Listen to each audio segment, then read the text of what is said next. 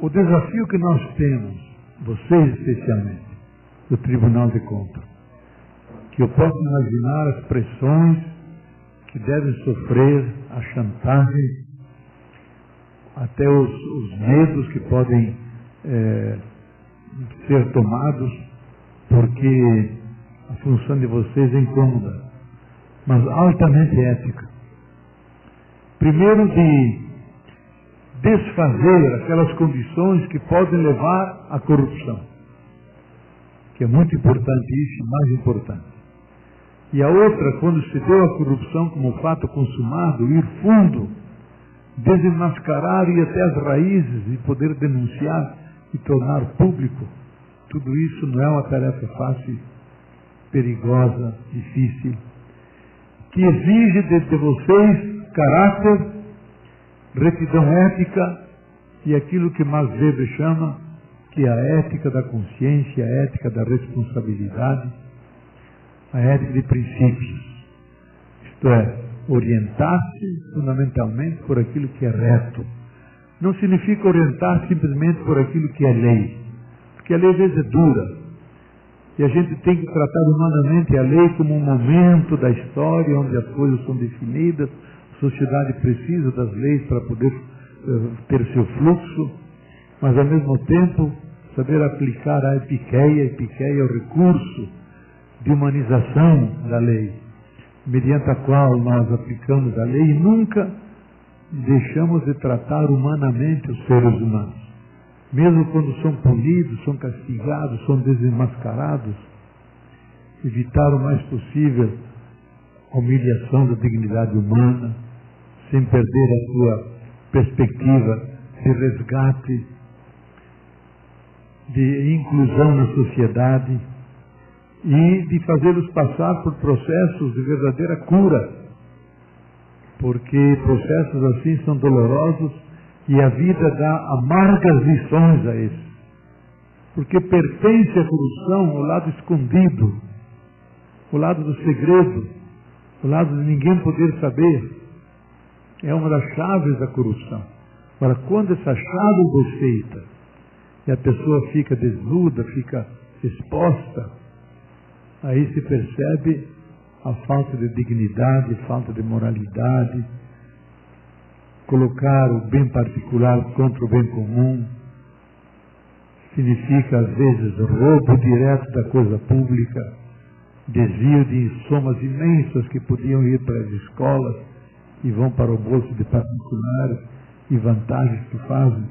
Então tudo isso constitui um trabalho que é o desafio de vocês. Então, como combater a corrupção? Essa é a grande pergunta e o grande desafio. Como combater a corrupção e como superá-la? Eu acho que a primeira coisa é lutar pela transparência total em todos os momentos dos processos que estão em curso. Aumentar fundamentalmente o número de auditores confiáveis. A Dinamarca e a Holanda possuem 100 auditores por 100 mil pessoas. O Brasil apenas 12.800, quando precisaríamos pelo menos 170 mil. Como nos informa o World Economic Forum, lutar por uma democracia menos desigual e injusta, que a persistir será sempre corrupta. Uma das maiores universidades brasileiras, cujo nome não quero citar porque eu trabalhei nela, tem 62 professores de economia e só um professor que forma auditores. Um professor. Para cada 12 formados, temos um auditor.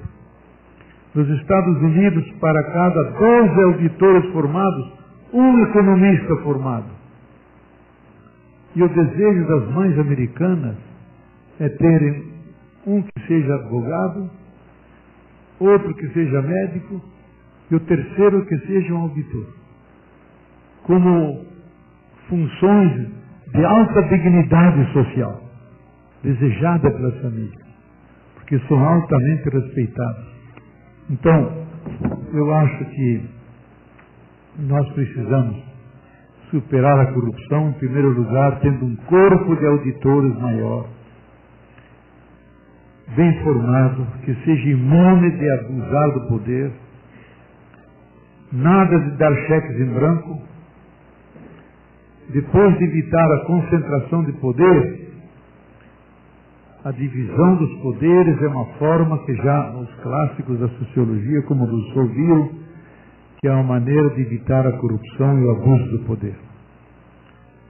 E reforçar o controle da sociedade, quer dizer, que a sociedade participe do controle, usando especialmente a multimídia, o jornalismo investigativo, criar ombudsman, como tem em muitos jornais, criar nas próprias empresas e nos domínios públicos, exigir sempre transparência em todos os procedimentos, por fim punir os corruptos políticos com penas pesadas por terem cometido um delito especialmente grave que lesa a coletividade. Então, é uma luta de criação de uma nova atmosfera, cujo resultado deve ser uma cultura fundada na honradez, na lealdade, no trabalho, e não na lei de Gerson, no jeitinho, na acumulação dúbia por métodos indecentes. Então nós temos um desafio grande na sociedade brasileira. Eu creio que nós nunca daremos um salto de qualidade rumo a uma sociedade mais democrática, mais participativa, mais transparente, se não fizermos uma dupla revolução.